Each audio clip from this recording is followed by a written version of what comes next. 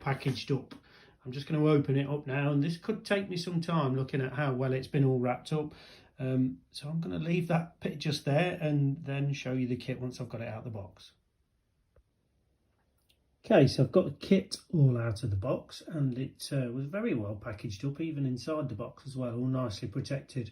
So what have we got in the kit? First of all, we have the foot motion sensor if you want to use it to open that. I'm not sure I'm going to fit that, but we'll see how we get on. A load of zip ties, a wiring kit, the actual control module itself, some instructions where they could be interesting, loads of sticky pads, the push button boot control, tool for making the holes for things, which I'm quite shocked about, but I have that myself anyway.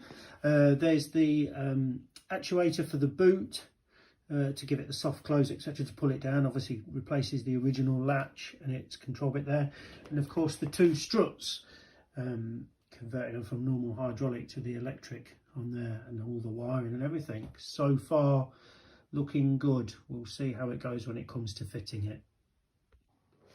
So I've just done a test wiring just to make sure everything all plugs up all right, and to see how it all connects, you know, work it out before you stop ripping your car apart and put it in. It's really simple really. They've done a great job on making every single plug colour coded, and obviously types where it like only one plug can go in one way, so it is kind of idiot proof. So starting on this left hand side, we've got the power feed. So you've got at the end of the wire obviously your live, which goes into the fuse box in the boot and replaces it with one of those TM fuses, and then there's the ground on here.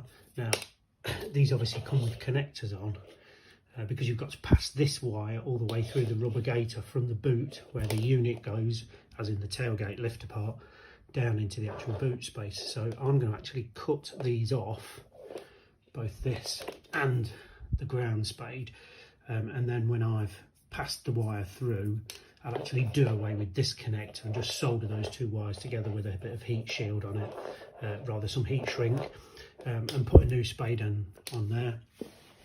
You've got the next ones are the two blue ones, which are your left and right electronic boot lid raisers that replace the gas ones. Then you've got the grey connectors here, which go to the boot latch mechanism, that suction thing that replaces the lock on the edge of there.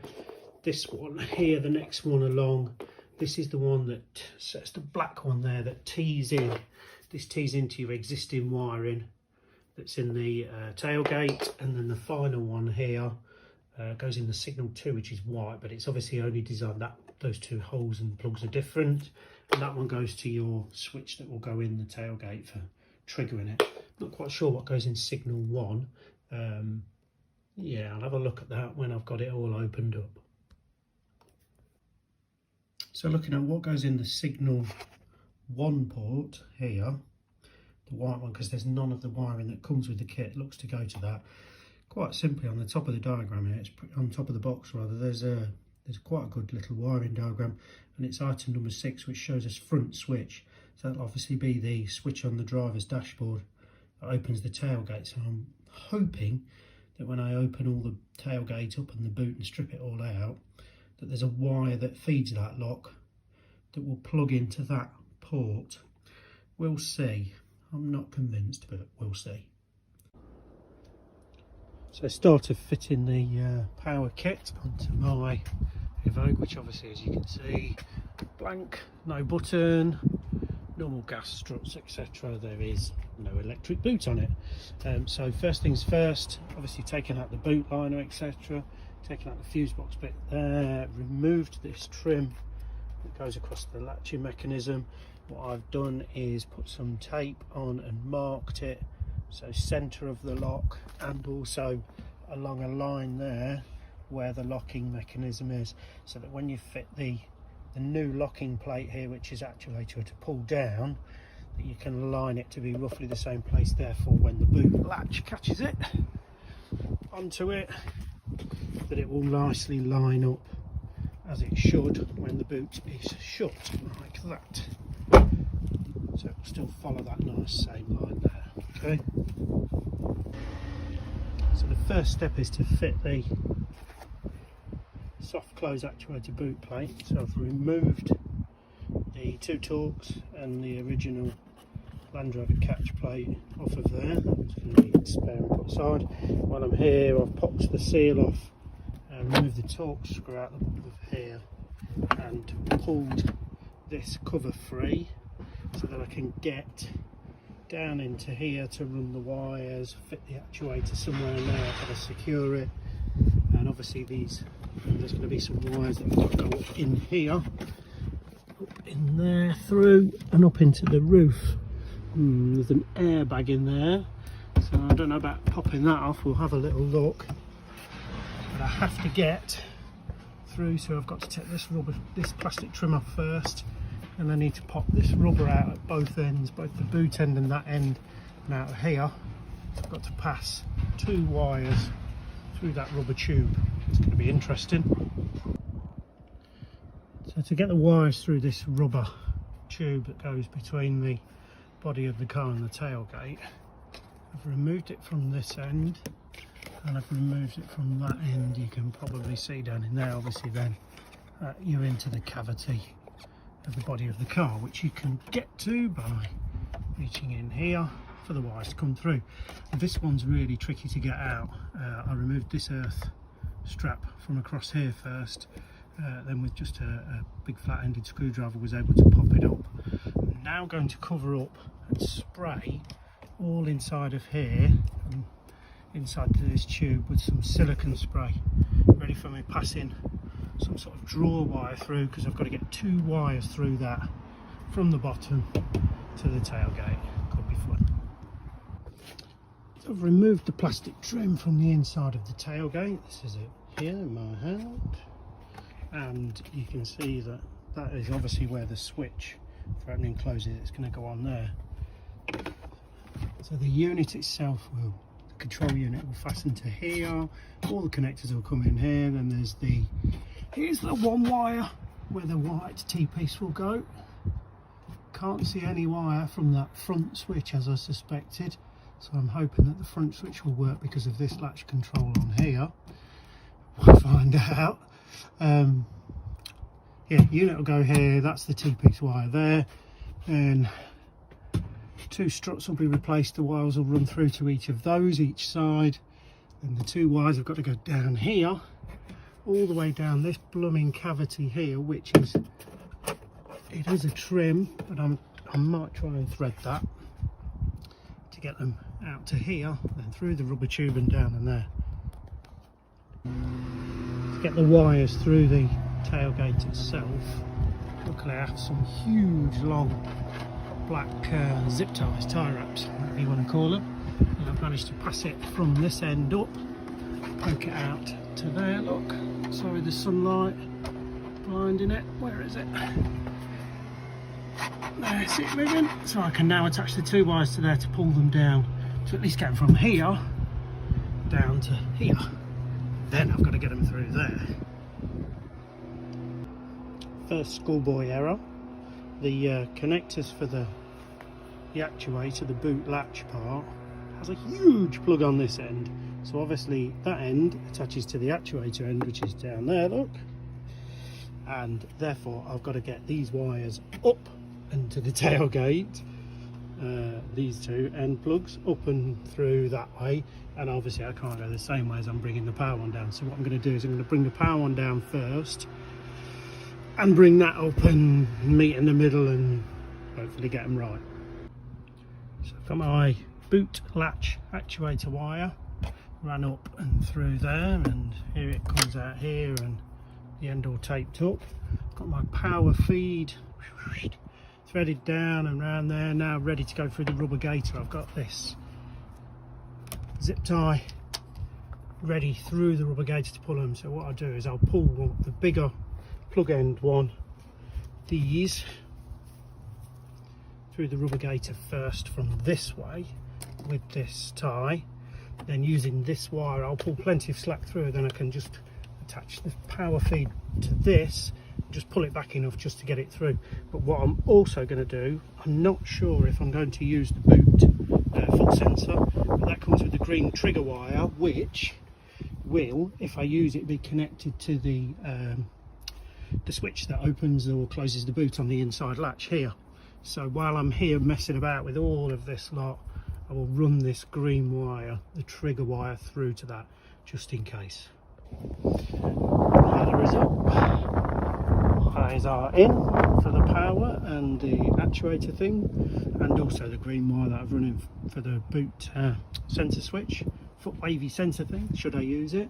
Running through, all the way through the rubber gator, into the other end, back through, all put back together, nice and tight. I think this one's a bit of a bugger to get at, but it's in.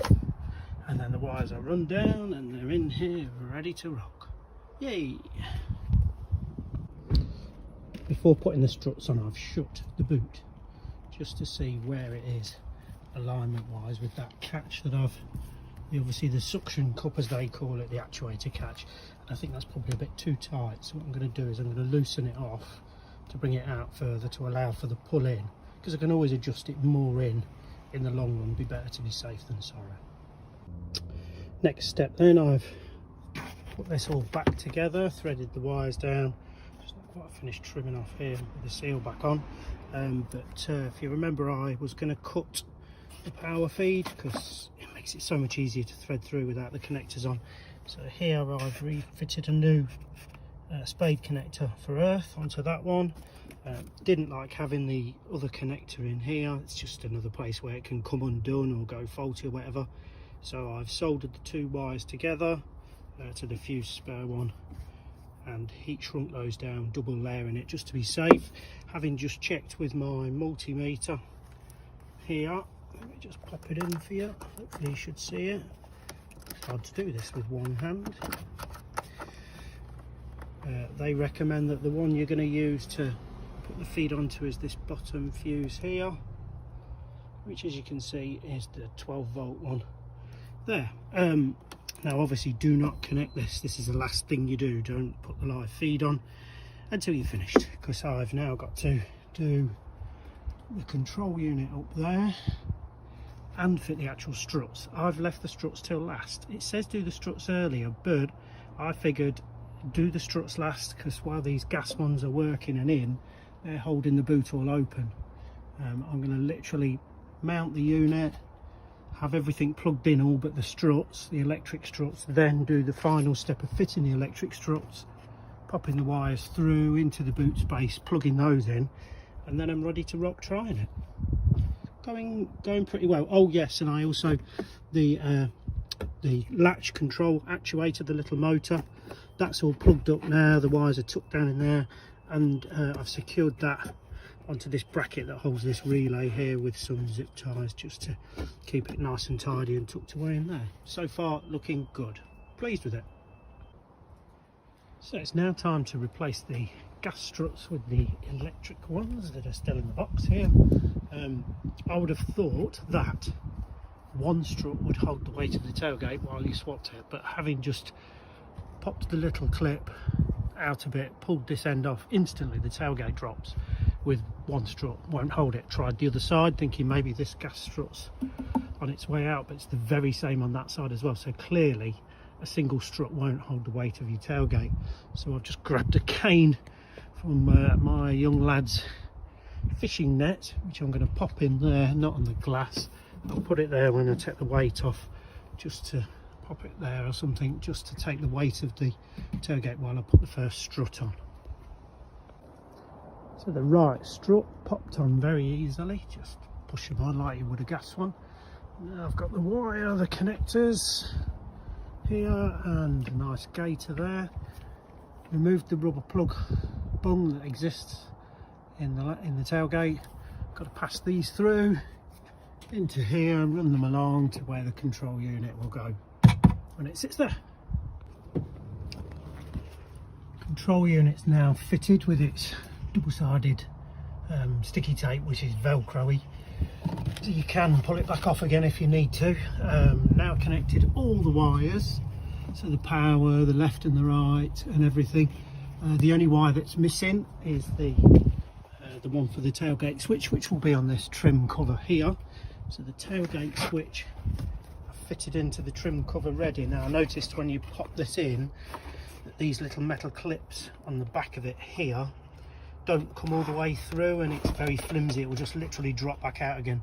So just with the screwdriver I put it in and just levered them slightly to pop them out. Now it's held in good and proper. So plug this one in, pop this trim on. Wow, tidy up all this excess wire. They definitely leave you plenty of wire. And I tidied that all up and tuck it up into there. And of course this green wire that I'll be using for the foot wave sensor. Tidy those and pop them in this cavity here. Put this cover back on, plug in the fuse, and we should be ready to go. Fingers crossed. Switch wires on, now plugged in into signal 2. All the wires are in, tidied up with zip ties, tucked into that space. I'm now going to pop this cover on and then power it up and see what happens. Whoa. Oh, one other thing I have done is I've seen on a number of forums people moaning about the control unit, how loud the buzzer is. So there's a little speaker holes there, so I've covered it over. I'm sure you'll still be able to hear it, but hopefully that will keep it a little bit quieter. Everything all wired up. This panel's just not quite fully clipped in yet. When I first tested it, it wouldn't work. Each time I press this button, it would just beep and do nothing. I had to force it shut because this actuator had triggered. Climb inside the car, pull the fuse out, put it back in again, and whatever, and then put it back in, and then it allowed me to open it and do it. Then I've pushed it fully open, pressed and held this button for the 5 seconds to do the learning of where the tailgate should stop, because it did, when it first started working, would only open halfway then stop and go back down again instantly. So I had to literally get the wife to come out and push the button to open the boot from the outside, and when it got halfway open I had to pull the fuse, then it lifted up the rest of the way, and then I could do it into its reset mode. So now it's all fully working. Just quickly show you, quick push of the button.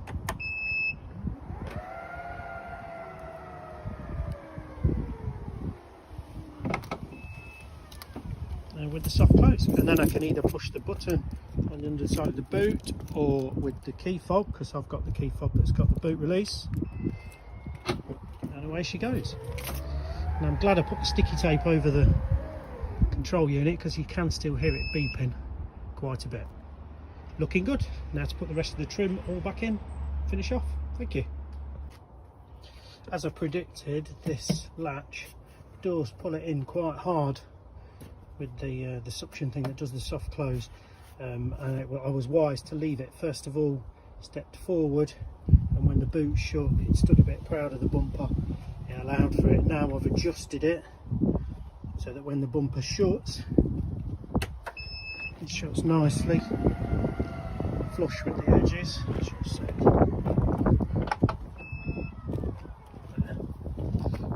it's nice and level now.